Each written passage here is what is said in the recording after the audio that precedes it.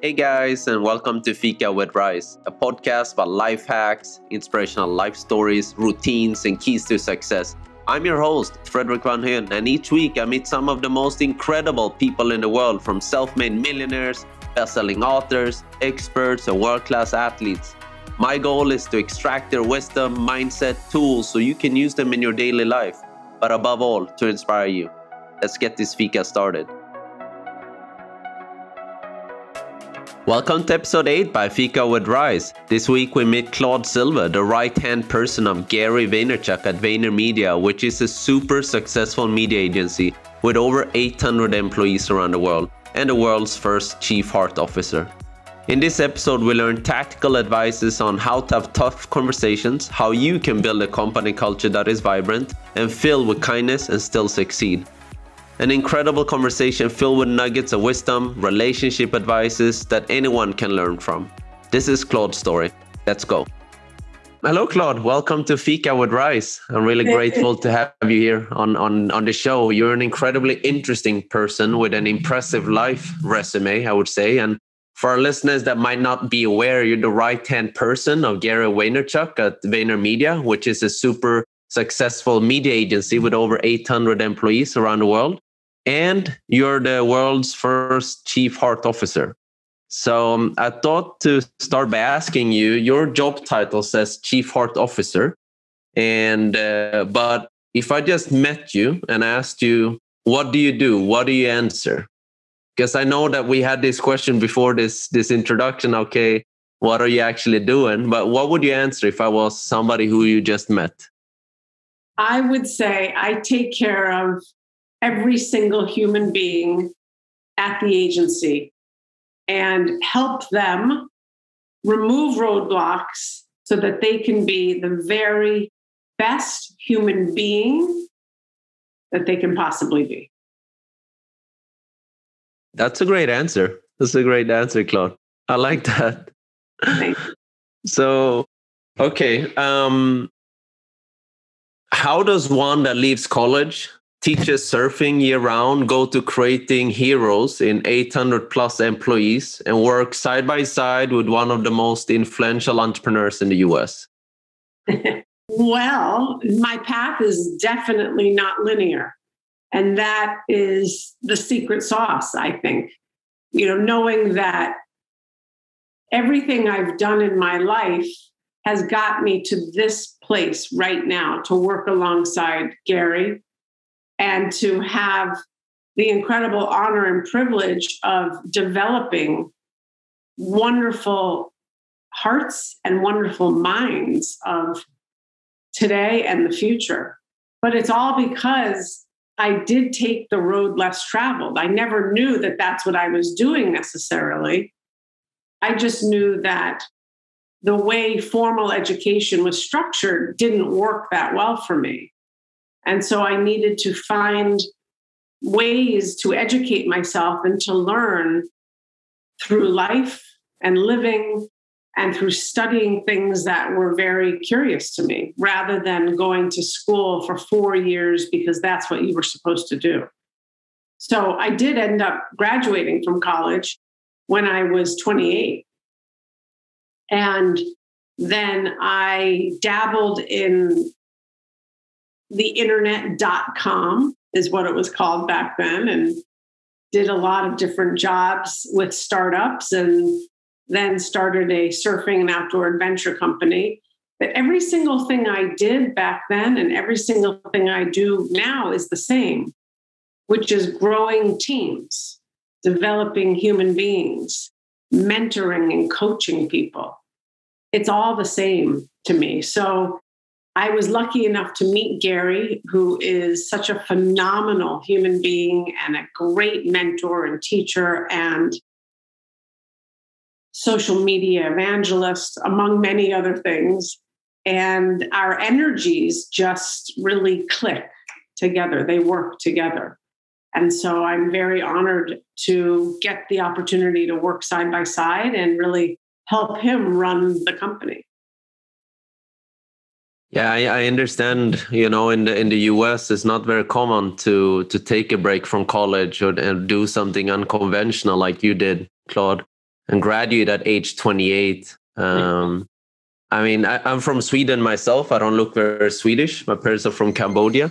But I know in Sweden, it's very common to like start college, when you're 22, 23, 24, sometimes even, take a few years of gap years and get to know yourself before you take on this big challenge of going to university. So. I must be Swedish then. Somewhere in my DNA, I must have that same type of DNA, because I'm very like that. I really, looking back on it, I was definitely not ready to go to university at 18. So I ended up taking the gap years after I left my sophomore year. So one way or the other, it all worked out. And I think, people need to follow their heart, and school is phenomenal. Education is terrific, and education comes in many different forms. It is true. I like that saying. You're saying education comes in different types of forms. I'm sure you learn a lot of things about life when you were teaching people how to stay on a surfboard, in the cold water in the Pacific. That's right. Exactly. You learn a lot about yourself very quickly when you are cold and when you are pushing yourself physically to do something that doesn't necessarily come naturally. But then you figure it out and you think, oh, wow, look at this. I'm balancing on water. It's pretty phenomenal. It's really, I don't know, it's pretty extraordinary what we can do with our bodies and our minds when we kind of release all of the pressure that we put on ourselves. It is true. Yeah, it is true.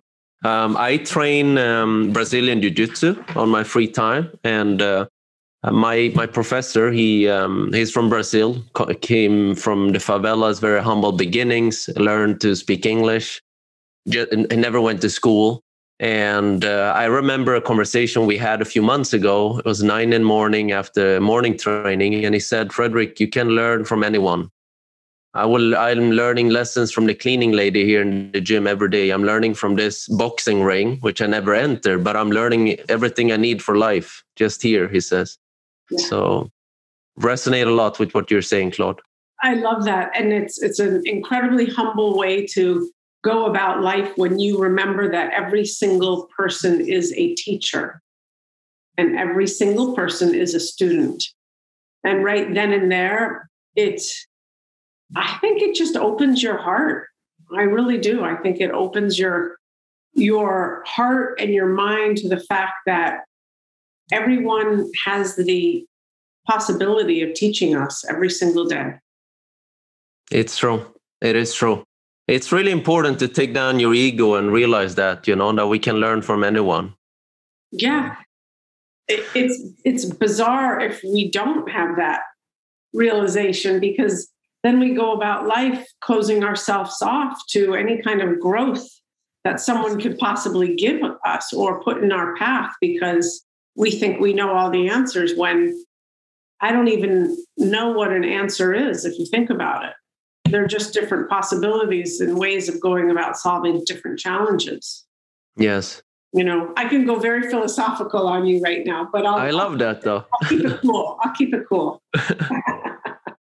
But so before this interview as well and this conversation, I was reading somewhere that you said to yourself that you needed to kick yourself in the butt in your early 20s. What happened and why did you want to do it? And what did it teach you by kicking yourself in the butt? So after I left college, university, after my sophomore year, my second year, I knew that I was on a path that wasn't going to go well for me.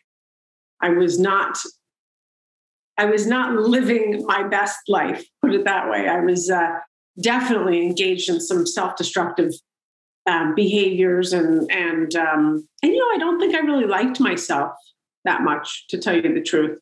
And so I told my parents I needed to find the longest wilderness leadership course I could possibly find, because I needed to get my butt kicked. And I knew that the wilderness, that the outdoors would humble me and would reshape me. And that's what I needed. So I found an Outward Bound course, which is a wilderness leadership course, and it was 93 days. And you couldn't bring in anything other than what you were wearing. I mean, you were not supposed to even bring in toilet paper. We went every 18 days without a hot shower. Each of us carried 80 pounds on our back. And we, put ourselves through some extremely strenuous physical activity, physical challenge, but more than anything, emotional and mental, because, I was doing some really wild things, climbing 14,000 foot mountains in Colorado and rafting down the Grand Canyon, class 5 rapids, living in the Grand Canyon, and, going without water sometimes for 2 days, really, really strenuous things.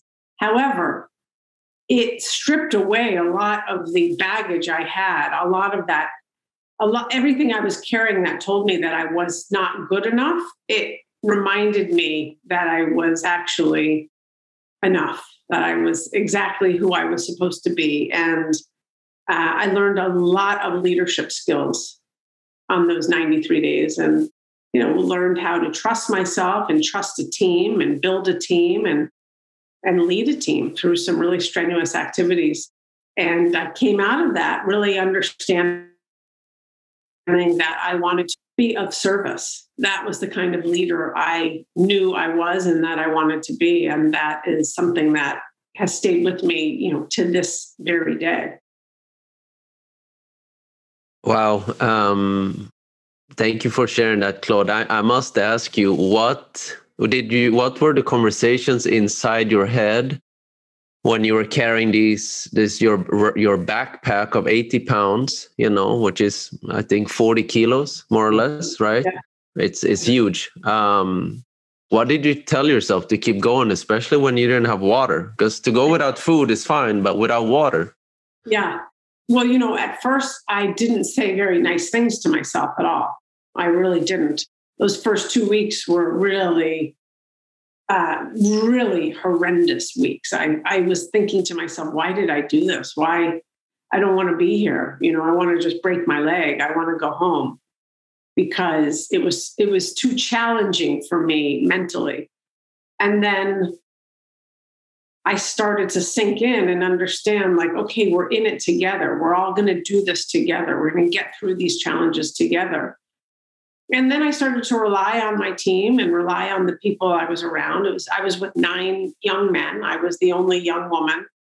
And, we started to actually enjoy each other and enjoy the stories that we were telling each other. And, started to, the connections that we formed, led to really great trusting relationships. You have to be able to trust your team in some of these grueling activities. So, I have my journals from those days, and I can see the 2 days that we went without water, how my handwriting started to change, started to get really, I could tell I was really dizzy in those 2 days.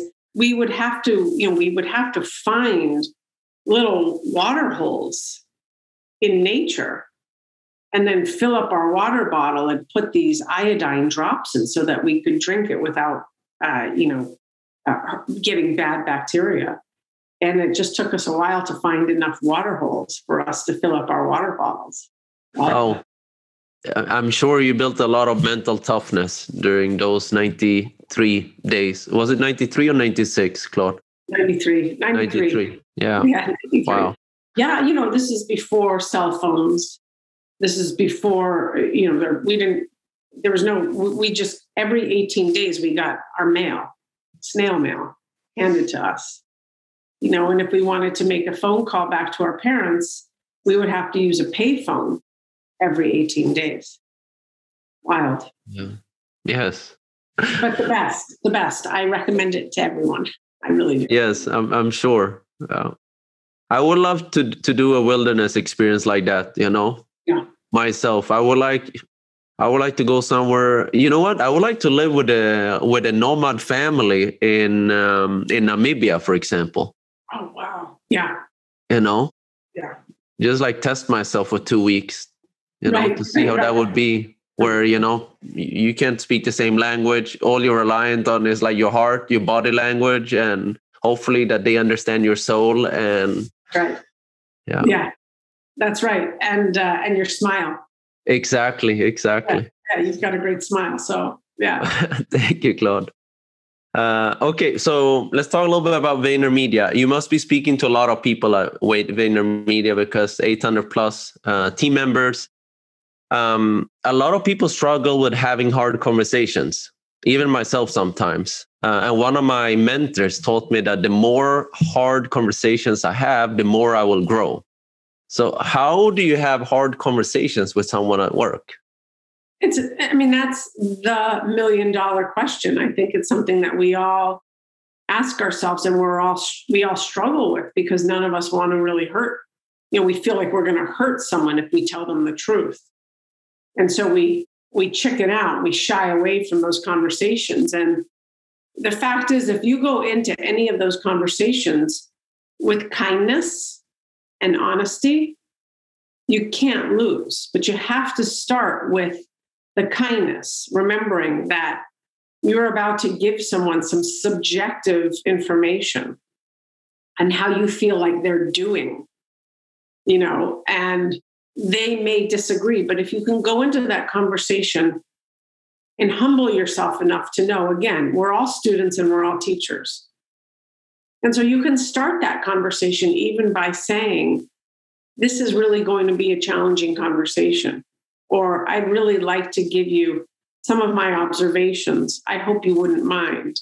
Or I hope it's okay I hope you know that I'm coming to you with this conversation because I want the best for you. I want you to grow. I want you to really, really break through those barriers. And I have some thoughts. You have to go into a conversation like that, reminding yourself how you would listen, how you would hear someone say, hey, Fika, is it okay if I give you some observations? You have to, that's empathy for you. And remembering that, again, what you're going to share with them is just subjective. So it's not the end all be all answer. It's just you saying, hey, this is going to be a challenging conversation, but I'm here for you. I got your back. I'm rooting for you. Those are the things that you need to say. That's kindness, that's empathetic, that's full of heart, and then full of truth. And hopefully someone understands that you want them to grow. You want to share something that you think will get them from point A to point B to point C. You're not trying to, quote unquote, hurt them. You want to facilitate their growth. That's some really great tips, Claude. Very actionable. Something that, I'm sure anyone in the audience can implement from today. So yeah, good. I think that's the thing. You just have to practice over and over and over, and know that you're not always going to hit it out of the park. You're not always going to do it great, but then you have the opportunity to either redo it, to apologize, or to do it better the next time. Yeah, no, that's really good. I always try to see it whenever I'm planning for a very tough conversation or hard, and I know that the other party is going to feel hurt. I always try to verbally practice it myself, and then I try to listen from a third party. I'm thinking, okay, is this coming out in a kind and objective, as objective as it can be, or politically correct, but yet straight and raw, so they can understand the feedback. That's right. Yeah, you got to be straight with them. Even, and again, I say it, how would you like someone to give you feedback and information? You kind of just want someone to give it to you straight. Yeah. So, yeah. Wonderful. Thank you, Claude. Yeah, of course. Company culture is so important today. And there are stats indicating that JCs prefer to work for a company that has a vibrant culture rather than making more money at another company, but with a worst company culture. And for all entrepreneurs out there creating their own companies, they might have 10 or 20 team members. What are 2 or 3 actionable tips you can share that they can implement already this week to build a loving, open, and strong company culture?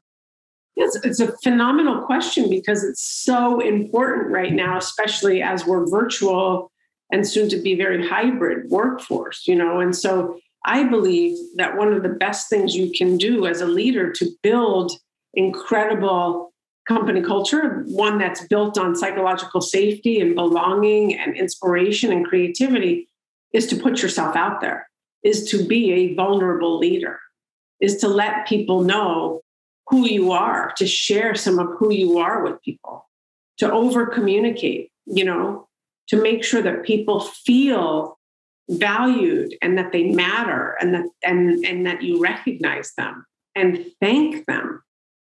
These are things that you can do right now. Hey, thank you, Fika. Thank you for showing up every single day. Thank you for taking the time to help your team become better. Thank you for doing this. Thank you for coming to work with a smile on your face. Thank you for raising your hand. Those types of things, they go so long, they go so far. Being compassionate, being kind, making sure that, you're being the bigger person in every situation. And what does that really mean? That means that reminding yourself that not everything is about you. As a leader, I believe, as a leader, I'll say for me, my job is to turn other people into leaders, into heroes. And so none of the conversations I have are about Claude. They're about you.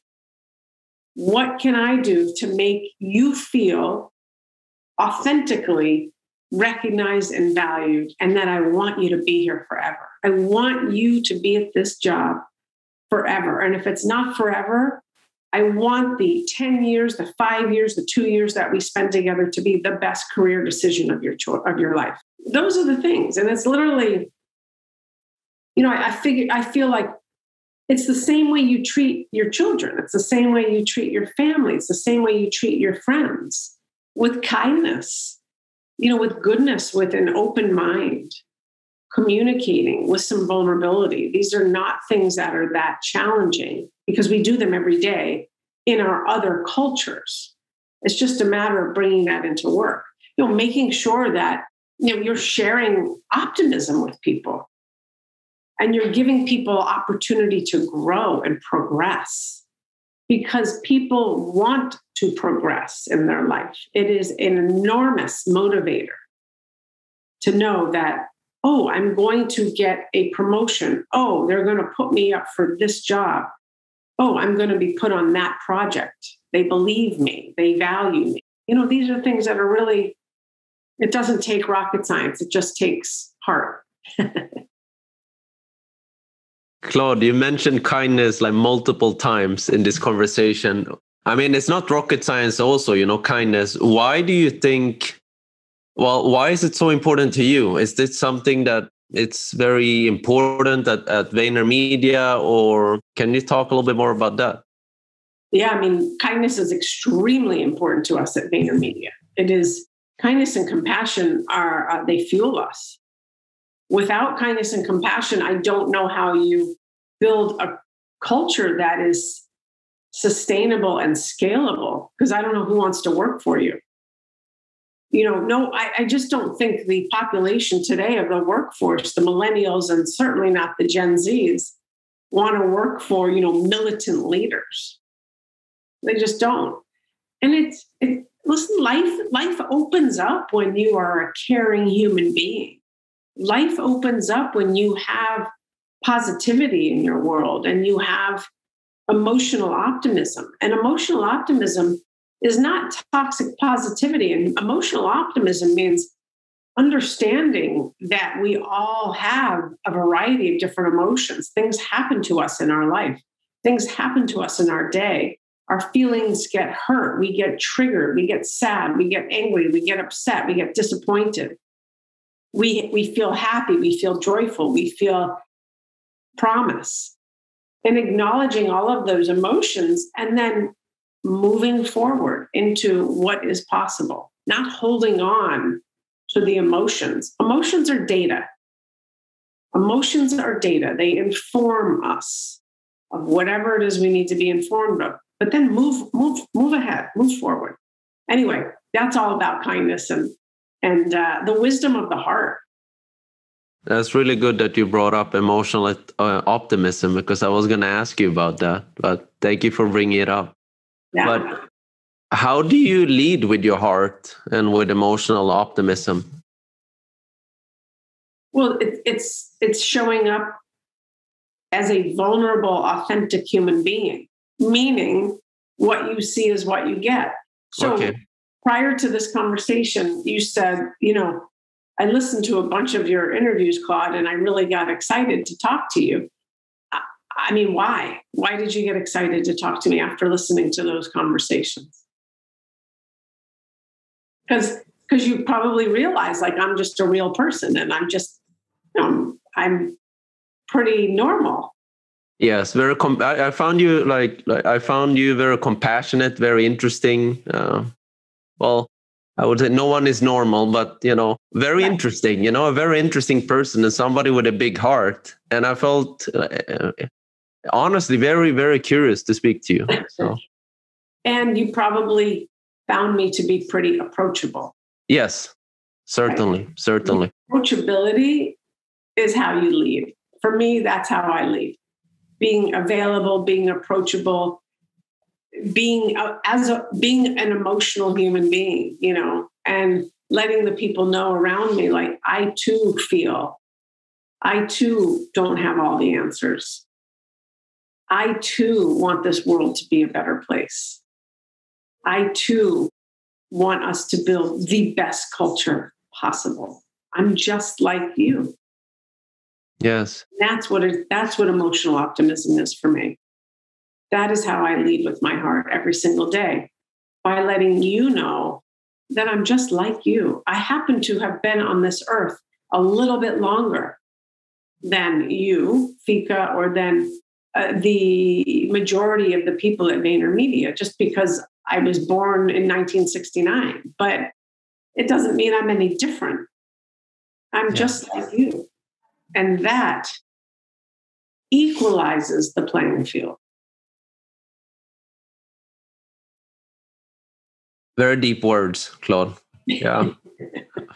Tuesday morning for me. Very deep. No, it's great. I love it. Okay. Another thing that came up when I was doing a little bit of homework before this conversation was time management and energy management. And that's something that's coming up frequently in all the interviews that you've been given, that I've seen online. What is that? And can you elaborate on how one can manage our time and energy? That's like a riddle right now, because we're still all at home and having to know that at some point we need to get up, we need to take a walk, we need to get out from behind the screen, right? That is energy management. We know that sitting in front of a screen all day is not the healthiest for our energy. We are human beings, and we need oxygen, and we need exercise, and we need to breathe in fresh air. These are the things we know about ourselves, just very basic things in terms of our energy is better when it's in spurts of time, meaning like you can do 20 minutes of work and then take a 5-minute break, or do 60 minutes of work and then take a 10-minute break and walk around. You have to figure out what works for you in terms of your energy. I'm much better. Probably my energy is probably much better from about 9 in the morning till probably like 3 in the afternoon. And then I start to taper off. So I know I want to have the majority of my meetings in those hours. It's important to figure that out for yourself. Energy management. And then once you, like I say, I know where my energy is best, and then I schedule my time in those slots. But if you catch me at 5 or 6 or 8 o'clock at night, my brain is really tired by that time, So time management, you really, that you only have a limited amount of time during the day. in which you need to get your tasks done, your meetings done. Figure out when your brain and your body and your energy is at its maximum and take care of those tasks and meetings then. And that's really kind of the balance between time management and energy management. And really like empower yourself and empower your team to get up and shake it off and take a walk and get some water. Do something. Sometimes I do jumping jacks. Sometimes I do 10 jumping jacks. Sometimes I get up and I do a big power pose, like this, shake out my energy. So we can only do so much. We're not, we're not superhuman. Not yet. Not yet. We have super big hearts, but we're not superhuman yet.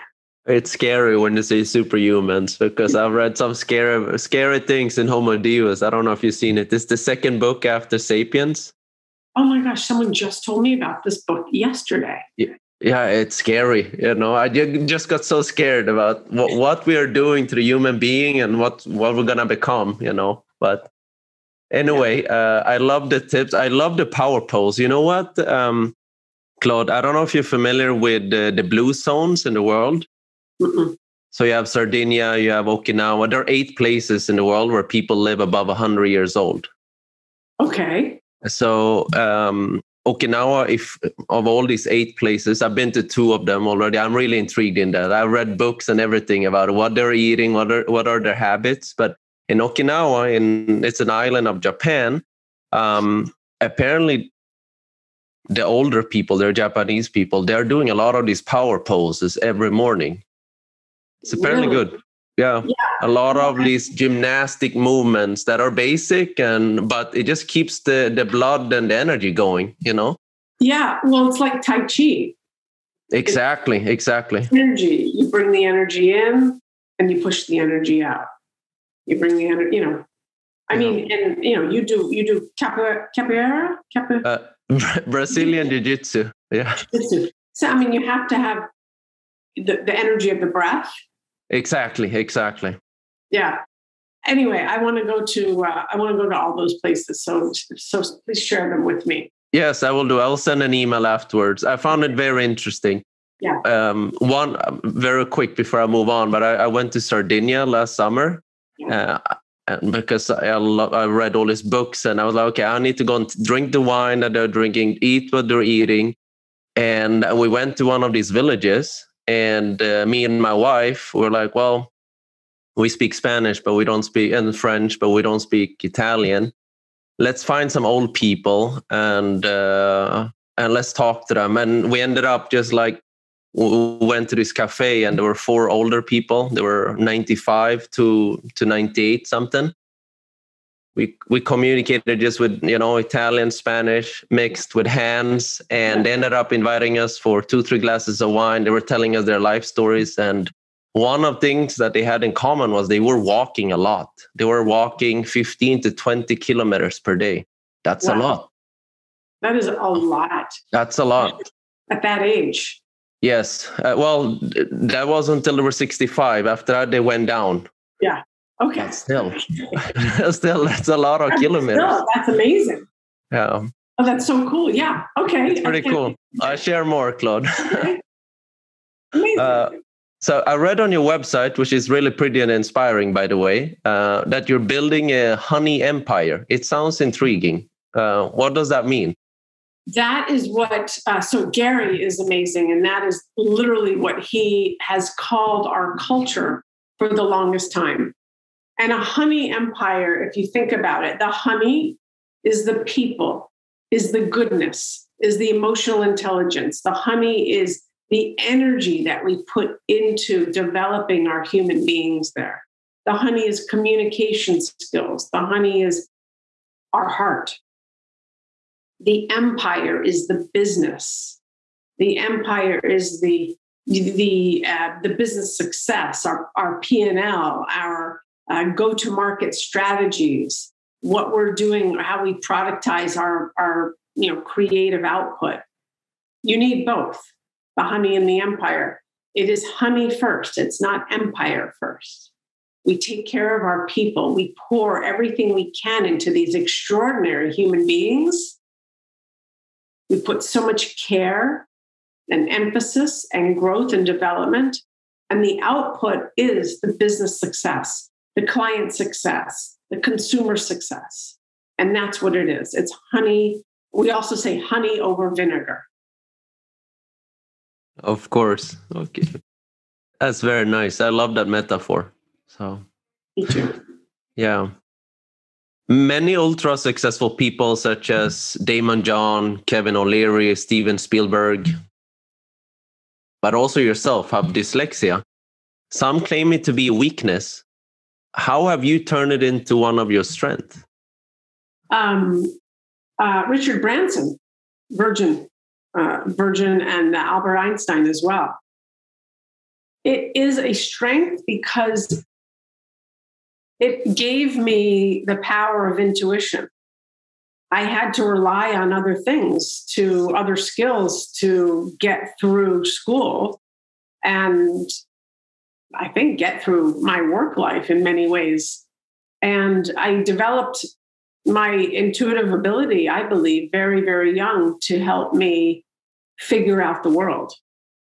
I'm a real big empath, so I feel a lot. And I also think it really helped me with my emotional intelligence. Being a big feeler, that's what I kind of rely on. But, being dyslexic, I misspell things a lot. In my emails, I'll miss words. My brain is going too fast. So I literally skip words. I have to reread the email once or two times in order to make sure it's perfect to send out. I also, for me, the way dyslexia comes about is something called spatial relations. And so the way things are placed spatially in a room is something that's a challenge for me. For example, if I have a blank room, there's nothing in it. It's a challenge for me to know where to set things up. However, I can tell you what I want in the room. I want a couch. I want 2 chairs, a few lamps, a desk, a reading light. But I have a harder time telling you how to put that together in a room. But I can feel what I want it to feel like. I can tell you what the feeling is like. I want people to feel very relaxed. I want people to feel very zen and very taken care of and comforted when they walk into that room and invigorated at the same time. So I can tell that's what dyslexia gave me. Really, really gave me the ability to lean in on my emotions. And I'm very thankful for that. Yeah, and you made a very, very strong career. Have a great life resume, on top of that, based on that. That's really cool. Yeah, it's cool. It just goes to show you anyone can do anything. Yes, it's true. Anyone can do anything. And that's what I want to make sure people know in this world, that you don't have to be like everyone else. Yeah. In fact, we want to celebrate everyone's uniqueness rather than having, twins and triplets and quadruplets. I agree with you 100%. I don't have many more questions, Claude, but you're very clear about your role and what value you add to VaynerMedia. You have said that your job and purpose is to provide my manager with information so he can focus on scaling the company. And I'm sure a lot of people in the audience, to be honest, are not 100% clear like you about their job function. How can one become clear about their job function and how they are actually adding value to the company? I think the answer is this. What is it that you're doing? Are you doing something that makes you happy, something that fills you up, something that lights you up? If you are doing a job that you have passion for, you will be able to find your purpose. And what I mean by this is I knew at a very young age that I was a very good coach.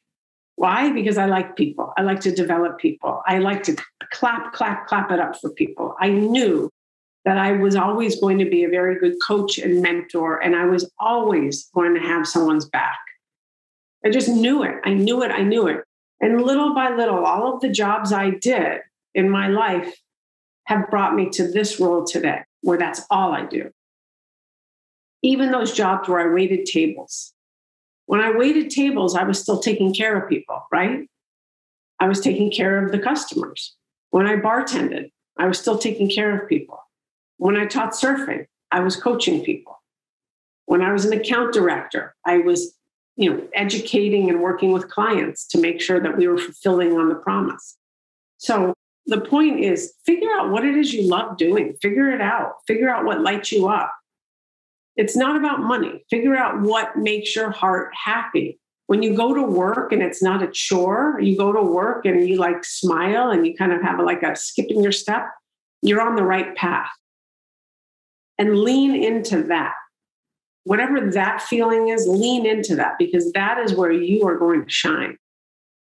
And this is about blooming. Every single person on this planet deserves the opportunity to bloom and bloom again and bloom again and bloom again.